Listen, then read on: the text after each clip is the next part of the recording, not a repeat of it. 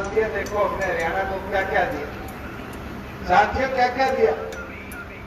5 साल के अंदर 4 बार तो प्रदेश में आग लगा दी।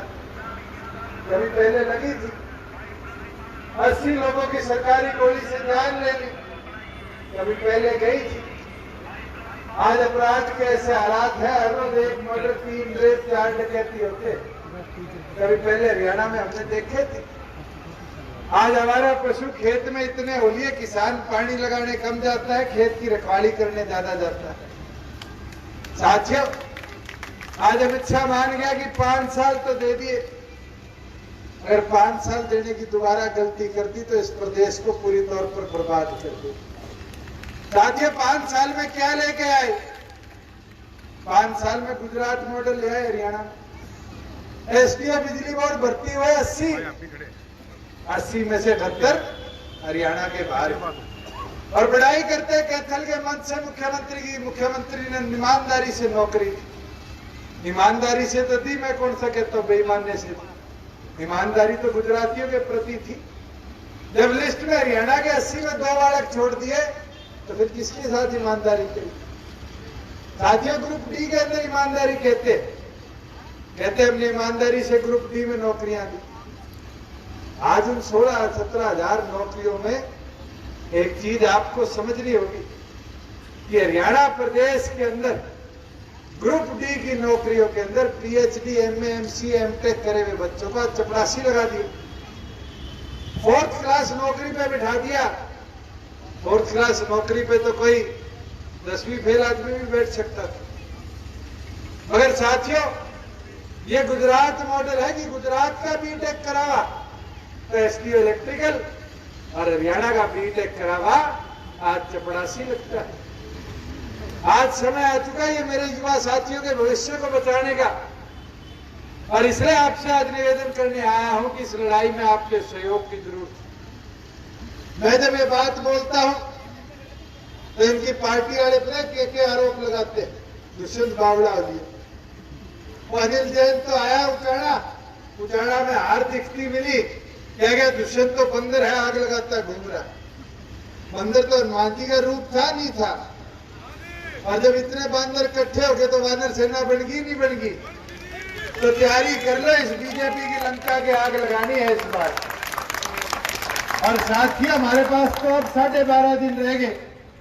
इन 12.5 दिनों के अंदर इस वानर सेना की जिम्मेवारी है 40 विधायकों का पुल बनाकर चंडीगढ़ तक पहुंचा दो, किसान कमेरे का राज बना दो।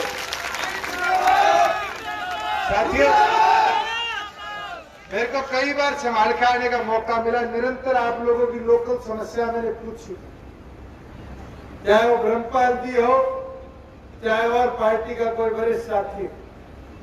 हमेशा मैंने आकर यहाँ की लोकल समस्याओं को जो पूछा, तो सबसे बड़ी तो रोजगार की है। अभी मैं हेलीकॉप्टर से आया, वो लैंड हुआ नेस्ले की फैक्ट्री में। उस नेस्ले की फैक्ट्री का ही बेड़ा किया मैंने, तब पता चला कि उस फैक्ट्री में 2000 से ऊपर रोजगार, और हरियाणा के कितने हैं? मुश्किल से 400। 2000 में आपकी हिस्सेदारी 400 की रहेगी। और फिर ये सरकार कहती है हम तो एक हरियाणा एक हरियाणवी का नारा लेकर आगे बढ़ रहे हैं।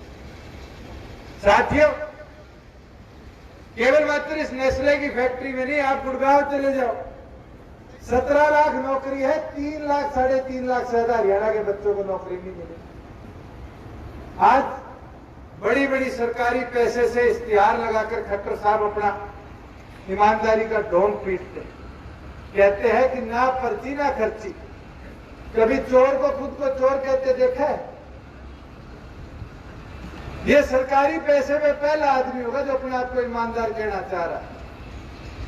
साथियों, जुडिशरी का पेपर इनकी सरकार में लीक हुआ, चाहे सुप्रीम कोर्ट के जज के माध्यम से उसकी इंक्वायरी चल रही है। 1 करोड़ में बिकता हुआ पाया गया। नायब तहसीलदार का पेपर 2.5 लाख में बिकता हुआ पकड़ा गया। आज लोग जेल के अंदर। गुड़गांव नगर निगम की रिपोर्ट है, 120 पन्नों की। इस रिपोर्ट में लिखा हुआ कि हरियाणा प्रदेश के अंदर जितने भी डीसी रेट पर ठेके पे नौकरियां रखी गई, वो MP, MLA, मंत्री, IAS अफसर, IPS अफसर की सिफारिशों से निगमों में रखने का काम किया।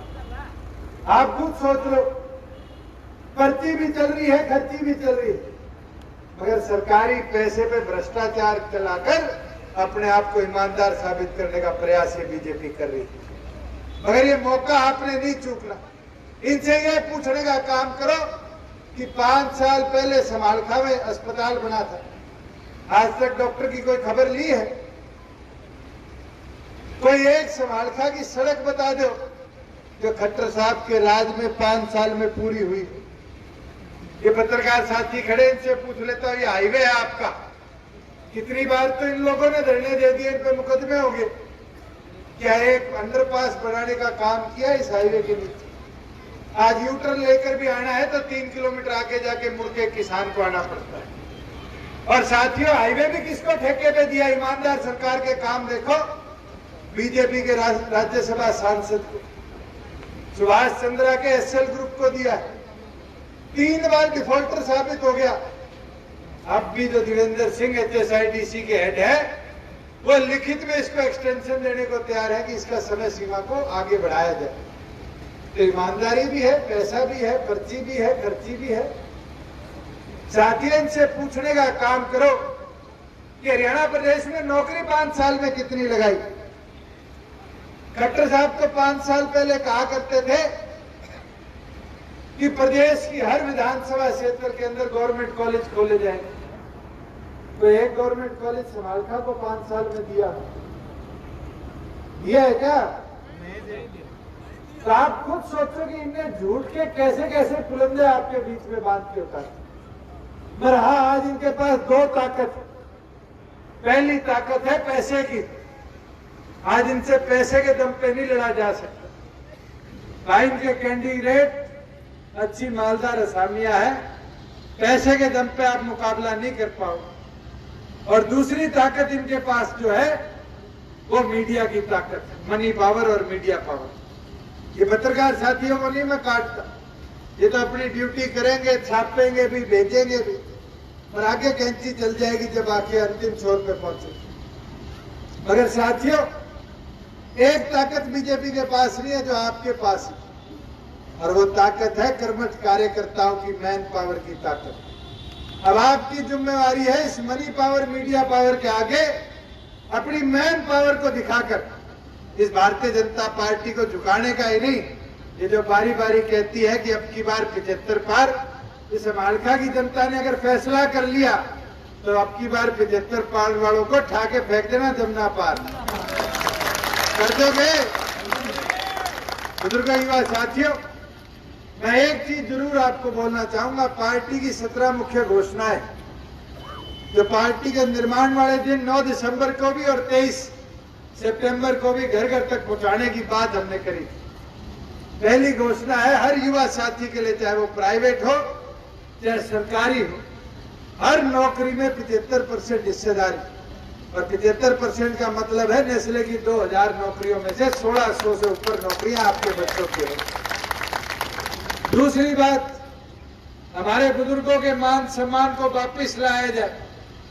जिस बुढ़ापा पेंशन को चौधरी देवीलाल ने सम्मान के तौर पर शुरू किया था, खट्टर साहब की सरकार ने उसको अपमान पेंशन का स्वरूप दिया। 2-3 महीने तक बूढ़ों को पेंशन नहीं मिलती, और अगर पेंशन आएगी भी तो भी बैंक में जाके खड़ा होना पड़ता है। इसलिए साथियों, ये निर्णय आपकी पार्टी ने लिया था। जब एक कर्मचारी 58 साल की उम्र में रिटायर हो सकता है, तो हमारा ताऊ क्यों 60 साल तक इंतजार करे? उसको भी 58 साल की उम्र में, हमारी चाची ताइयों को 55 साल की उम्र में घर बैठे 5100 रुपए पेंशन देने का काम आपकी पार्टी का। और 5100 बूढ़े बुढ़िया का मतलब है 10,200। अगर 10,200 एक के घर में आएंगे तो बादशाह गलेगा नहीं गलेगा? साथियों, यहां अपने इस इलाके की समस्या एक और, वो है पीने के पानी की समस्या। असलियत है, कोई सा बोलता नहीं कि पानीपत की फैक्ट्रियों की वजह से आज इतना केमिकल हमारी जमीन में जा चुका है कि आज कैंसर जैसी, काले पीलिए जैसी समस्या हमारे घर घर तक पहुंच चुकी है।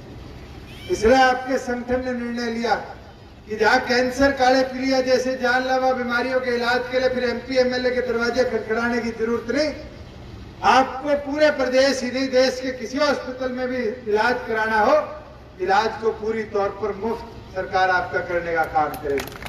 और वहीं पीने के पानी की समस्या को निपटाने के लिए यह निर्णय लिया गया कि हर घर तक स्वच्छ आरओ का पानी, बड़े आरओ प्लांट लगाकर घर तक पहुंचाने की व्यवस्था करी जाएगी, जिससे कैंसर जैसी बीमारियों से भी निजात मिले और वहीं गांव के अंदर रोजगार पैदा करने का भी अवसर आपकी पार्टी करने का काम करेगी।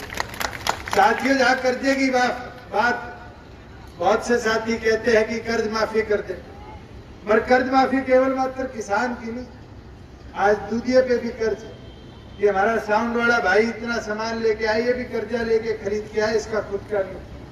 आज पत्रकार साथी है, इनको भी हर रोज नया कैमरा, नया मोबाइल लेना पड़ता है, इन पे भी कर्जा। इसलिए हमने निर्णय लिया था कि मेरे वर्ग का कोई भी व्यक्ति अगर सहकारी तौर पे कर्जवान है तो राज बनने पर उसका कर्जा पूरी तौर पर माफ करने का काम आपकी पार्टी करेगी। साथियों, अनेकों बात है, चाहे हमारी बहनों के लिए पीएचडी तक की पढ़ाई पूरी तौर पर माफ, जहां प्रदेश की उन्नति के लिए बुजुर्गों तक, गांव तक अच्छी मेडिकल फैसिलिटी मिले, मोबाइल डिस्पेंसरी की बात, हर 20 गांव के क्लस्टर के अंदर जैविक मेडिसिन की, जेनरिक मेडिसिन की दुकानें उपलब्ध कराने की बात। और एक चीज और जरूर बोलना चाहूंगा साथियों, जो खट्टर साहब ने 5 साल हमारे भाईचारे को तोड़ने का काम किया, अब आपकी जिम्मेवारी है कि इस भाईचारे को एकजुट कर एक ताकत बनाकर हम इस प्रदेश में उतर और प्रदेश में उतरकर इतना संघर्ष करे कि जब 24 तारीख को मशीन टी टी टी करे तो बीजेपी वाले 75 पार नहीं, धोती पकड़ के यमुना पार बाजते दिखे। कर दोगे? और एक चीज बोलूंगा, ब्रह्मपाल जी उम्मीदवार के तौर पर आज आपके बीच में, पर साथियों एक एक वोट जो ब्रह्मपाल जी को आप डालने का काम करोगे, ये सोच लेना दुष्यंत को डालने का काम कर रहे। आपके एक एक वोट की ताकत से जननायक जनता पार्टी को मुझे ताकत मिलेगी। और मैं तो धन्यवाद करूंगा मास्टर जी का, दादा सुभाष का, मनोज का, ये तमाम वो साथी हैं जिनने इस चुनाव के अंदर त्याग दिखाने का काम किया। देश और दुनिया की तमाम खबरों को जानने के लिए सब्सक्राइब करें हमारे न्यूज बाजार चैनल को। साथ ही हर एक अपडेट से जुड़े रहने के लिए बेल आइकन को दबाना